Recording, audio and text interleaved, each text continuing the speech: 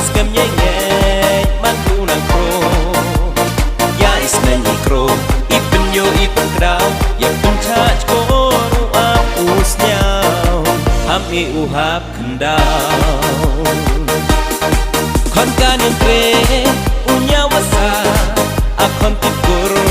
akon tika totip hukum totip adong ya yong inge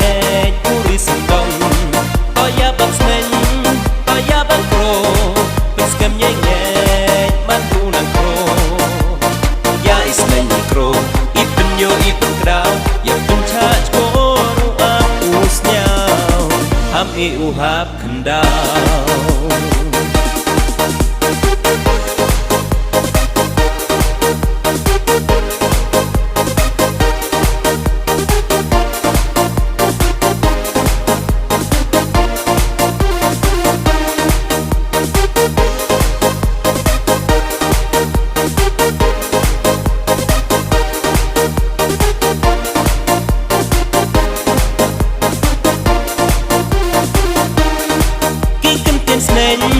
nagabe upa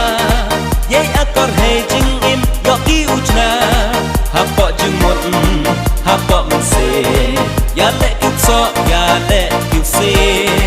yei akor hei runye harupa use kamu poi lakser poi la rupa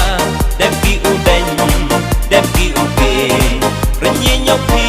upo uke gikem ten snen nagabe upa yei akor hei jing im yoki uchna hapo jumot hapo mense ya le kipso ya le kipse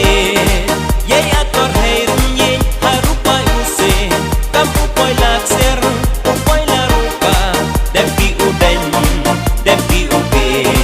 runye nyopi upo uke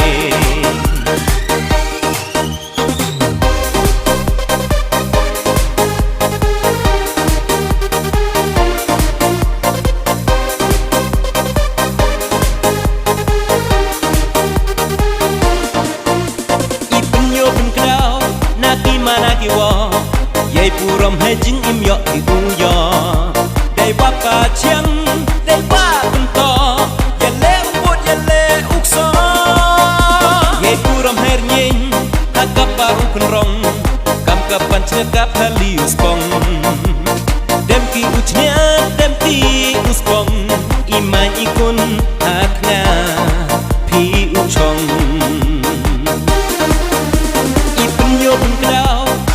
manaki wo yei purom hei jing im yo ki u yo dei wa ka chiang dei wa kun to ya le ubot ya le ukso yei purom her nyin ha ka paru kun rong kam ka pan che ka phali uspong dem ki uchnya dem ki uspong imai ikun hakna phi uchong kon kanin tre unya wasa akon tikur akon tika totip hukum totip adong ya yong inge puri sendong toya bang snen toya bang pro peskem nyenge mantu nang pro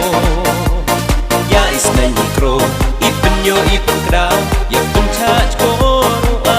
usnyau hami uhap kendau